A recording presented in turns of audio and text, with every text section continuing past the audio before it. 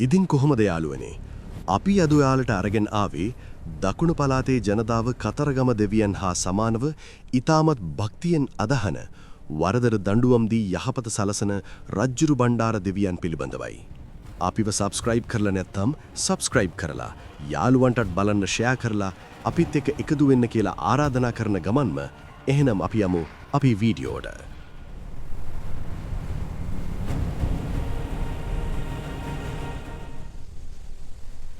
මේ අතීත කතාවේ ඇරඹුම සටහන් වන්නේ මාතර දිස්ත්‍රික්කයේ අකුරැස්ස දෙනියාය මාර්ගයේ පිටබැද්දර නගරයට නුදුරින් පිහිටා ඇති නිහඬ මෙන්ම අභිමානවත් ඉසව්වකිනි.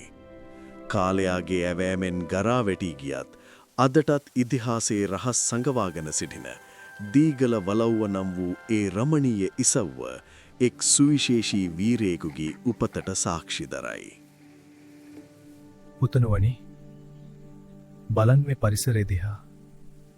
අපි පරිසරයට ආදරය කළොත් පරිසරය අපිව ආරක්ෂා කරනවා.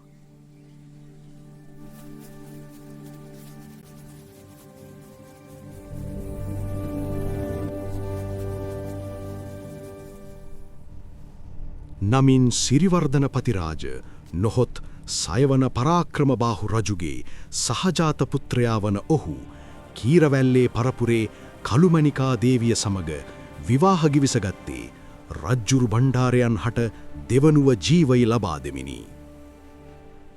කුමරුනි මේ දැනුම ඔබ දේශය එක්සේසත් කරනු පිණිස යුක්තිය වෙනුවෙන් පමණක් යොදවන්න. තිස්සකණ්ඩ මහා බ්‍රාහ්මණ හෙවත් මහාගුළු පුරෝහිතයන්ගෙන් ශිල්ප හැදෑරූ රජ්ජුරු බණ්ඩාරයන් කුඩා කාලයේ සිටම අංගම් ඉලංගම් වෙනි සටන් කලාවන්ගේ අතිදක්ෂයෙකු වුණා. තොටගමුවේ ශ්‍රී රාහුල හිමියන් විසින් රීරි යක්ෂයා ඇතුළු දස්දහසක් යක්ෂයින් සිය වහල් මෙහෙවරට බන්ධනය කිරීම හෙවත් යකා බැඳීමේ චාරිත්‍රය සිදු කළ බව පැවසෙනවා. 14 වන වියේදී රජ්ජුරු බණ්ඩාරයන් හට ඌරුමුත්ත ප්‍රදේශයේ ඇති වැඩහිඳනා මාලිගයේදී රන්නොටුනු පළඳවා ස්වර්ණාභිෂේකය සිදු කළේ සිව්හෙළය දමිල ආක්‍රමණයන්ගෙන් මුදවා ගැනීමේ වගකීමද සිය උර මත පටවමිනි.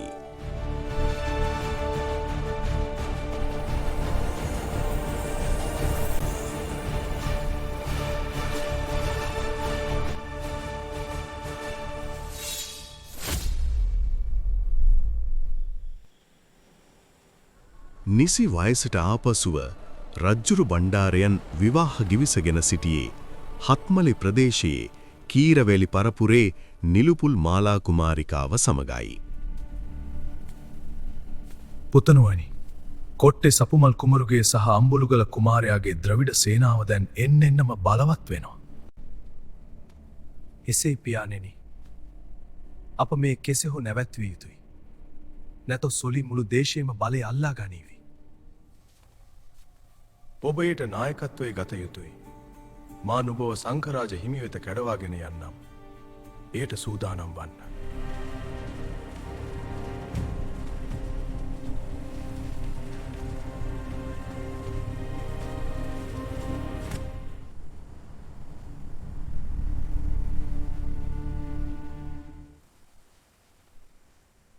සුවපත් වේවා සංඝරාජ හිමියනි. මා පුත් කුමරුන්ව කැඩවගෙන පැමිණිය. එසේනම් මා සමග පැමිණෙන්න.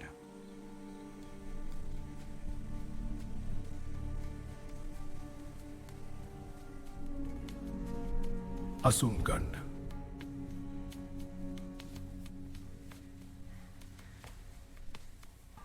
පතිරාජතුමනි දැන් ද්‍රවිඩ පාලකයින් එන්නෙන්නම බලවත් වෙනවා. සිව්හෙළයන් අවදි නොවුවහොත් ද්‍රවිඩයන් මුළු රාජ්‍ය අල්ලාගනීවි. එසේ ස්වාමීන් වහන්ස. දැන් සිංහලයින් ඒ වෙනුවෙන් සිංහල සගය නම් සතනකට සූදානම් වෙමිනුයි සිටින්නේ. ඉදිරියේදී අංගම් ඉලංගම් මඩු පවත්වනවා. අපගේ සේනාවද පුහුණු කිරීමටයි අප සූදානම් වී සිටින්නේ. රජ්ජුරු බණ්ඩාර කුමරුනි ඔබ මූලිකත්වය ගන්න. ඔබට අවශ්‍ය ආශිර්වාදය සහ සියලු බෝධ භික්ෂුන් වහන්සේලාගේ සහාය මා ලබා දෙන්වන්න. සුවපත් වෙත්වා.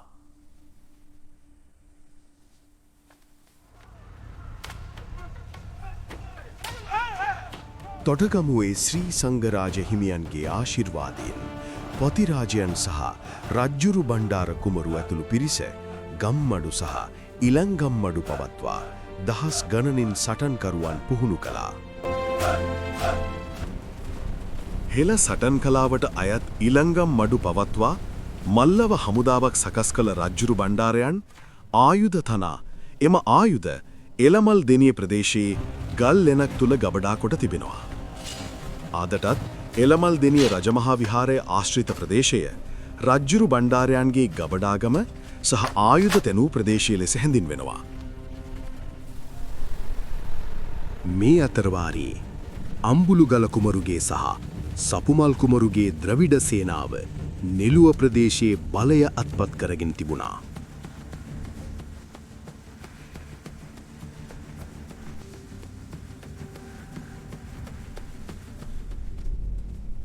කුමරුනි, පති රාජතුමනි, අම්බුලුගල කුමාරයාගේ සපුමල් කුමාරයාගේ සේනාව නිලුව ප්‍රදේශයේ කඩවුරු වැඩගෙන. කුමරුනි, දැන් ඔබට අපගේ සිංහල සේනාවට නායකත්වය දීමට කාලය පැමිණෙත. එසේ පියාණෙනි, මා කෙසේ හෝ නෙළුව කඩවුර විනාශ කර නෙළුවේ බලය තහවුරු කරගන්නම්.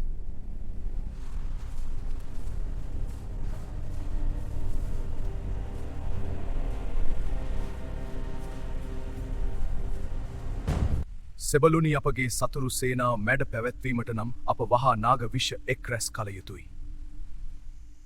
සියල්ලන්ම ප්‍රවේශමෙන් නාග විෂ කුපිවලට එකතු කරන්න.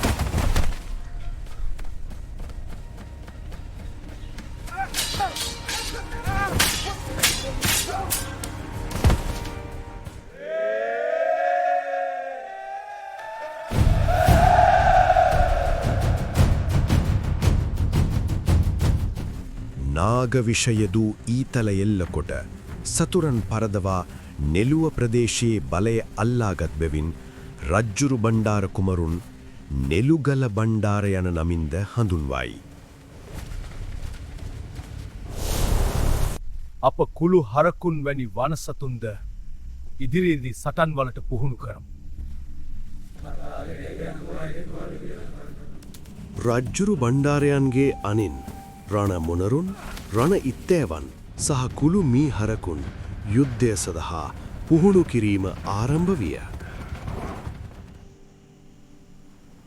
දංකුලා, නුබත් මම් වගේම නායකයෙක් නේද මිත්‍රය? කුළු මීහරක් රැළේ නායකයා වූ දංකුලා ඔහුගේ නම ඇමතු සැනින් මීහරක් රෑන සමග පැමිණ සතුරන් විනාශ කිරීමට තරම් රජ්ජුරු බණ්ඩාරයන්ට ලෙංගතු මිත්‍රයෙක් වුණා. මහා සටන ආරම්භ විය. දෙවියන් වහන්සේ හෙවත් රජුගේ ප්‍රධාන සේනාව පිටතට පෙමිණි ස්ථානය දෙවියන් දොර අද වන විට දෙයියන්දර බවට පත්විය.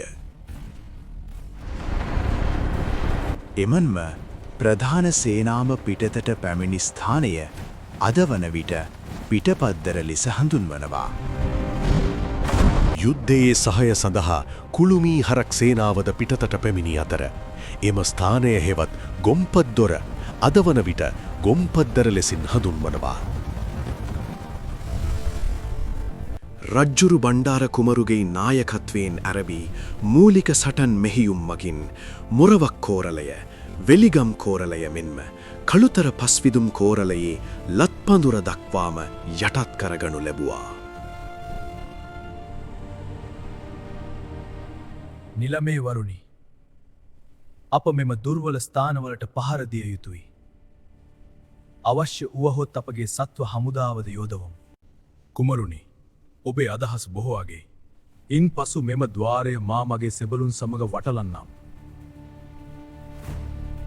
බොහෝ අගේ නිලමේතුමනි. අනෙක් නිලමේ වරුන්ද අනෙක් ద్వාර වටලන්න මා ප්‍රධාන ద్వාරයට පහර දෙන්නම්.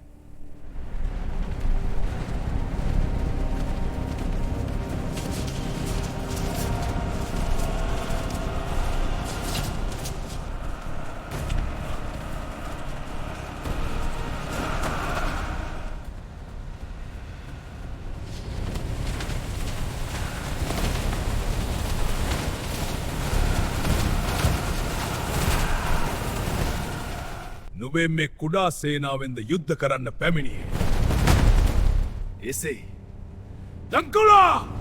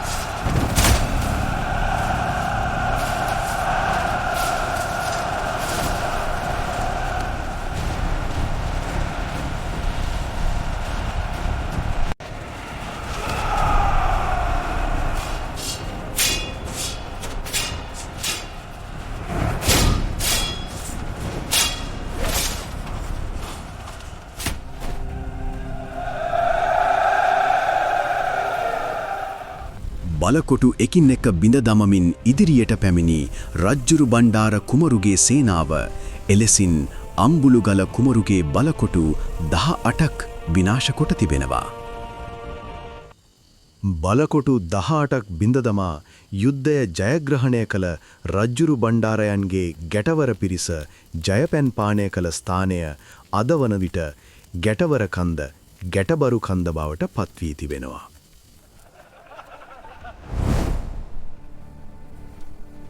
අද ගැටවර පිරිසට බොහෝ සතුරු බවයි හැගෙන්නේ. අපගේ මීළඟ ඉලක්ක විය යුත්තේ සිත්තම් ගල්ලෙන ආශ්‍රිත ප්‍රදේශයේ. එසේයි කුමරුනි. බොහෝ සෝලීන්ගේම ප්‍රදේශයේද කඩවුරු බැඩගෙන සිටින බව මට ඔත්තුකරුවන් පැවසුවා. එසේනම් අප හෙට උදාසනින්ම එම සටන ආරම්භ කරමු.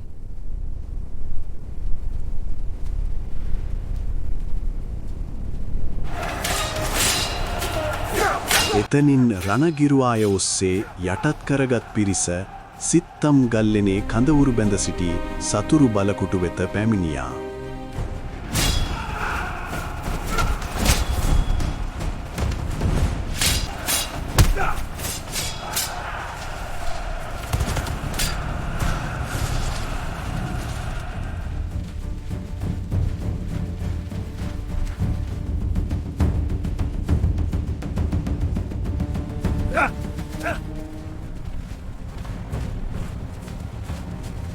සිත්තම් ගල්ලෙනේ කඳවුරුලා සිටි චෝල සෙබල පිරිස රැගෙන ගොස් කිරින්ද වැවේ ගිල්වා මරා දැමූ රජ්ජුරු බණ්ඩාරයන්ගේ පිරිස මීළඟට ගමන් කළේ වර්තමානයේ වැද්දාකන්ද නමින් හඳුන්වන ප්‍රදේශයට බව පැවසෙනවා. දීගල වලව්වෙන් හමු වූ සෙත් යාතිකා පත්‍රවල නෙළුගල රජ්ජුරු බණ්ඩාර බස්නාහිර පාතේ හාමුදුරුවන් වහන්සේ ලෙස සඳහන් වීමෙන් ඔහු එක්තරා කාලයක කෝට්ටේ රාජධානියට අධිපතිව සිටි බව තහවුරු වෙනවා. එවකට රාජ්‍යත්වයේ සංකේතය වන ශ්‍රී දළදා වහන්සේ දීගල හුලන්දාව පිටබැද්දර හරහා වැඩම වූ රජ්ජුරු බණ්ඩාරයන් සිය රාජ්‍යයේ සුරක්ෂිතම ස්ථානය වූ රන්මලයේ කන්දේ ගල්ලෙනක් තුල තැන්පත් කොට තිබූ බව සඳහන් වෙනවා. මෙම ශූර නරපතියාගේ අභාවයෙන් පසු සිය බිසව වූ නිලුපුල් මාලා කුමාරිකාව සිය දරු තිදෙනා සමග යලිත් දීගල වලව්ව වෙත පැමිණි බව ඉතිහාස කතාවල සඳහන් වෙනවා. රජ්ජුරු බණ්ඩාරයන්ගේ සේවය සහ යහපත් ගති පැවතුම් නිසා මරණයෙන් පසු ඔහු රජ්ජුරු බණ්ඩාර දෙවියන් ලෙස උපන් බවත් උන්වහන්සේගේ බල ප්‍රදේශයේ ජනතාව වෙනුවින් යුක්තිය ඉටු කර ඔවුන් ආරක්ෂා කරන බවත් පැවසෙනවා. අපිව සබ්ස්ක්‍රයිබ් කරලා නැත්නම් සබ්ස්ක්‍රයිබ් කරලා යාළුවන්ටත් බලන්න ෂෙයා කරලා අපිත් එක්ක එකතු වෙන්න කියලා ආරාධනා කරන ගමන්ම එහෙනම් අපි අදට ඔබින් සමුගන්නවා. ඔබ සැමට බුදු සරණයි දෙවි පිහිටයි. සිරිලක සිව්හෙල කිරුල දරාපු වනයේ බලයුද බිමට ගෙනාපු රණබිම අභියස හිස නොම නමපු කුමරුනි ගැටබරු දෙවි නම දරපු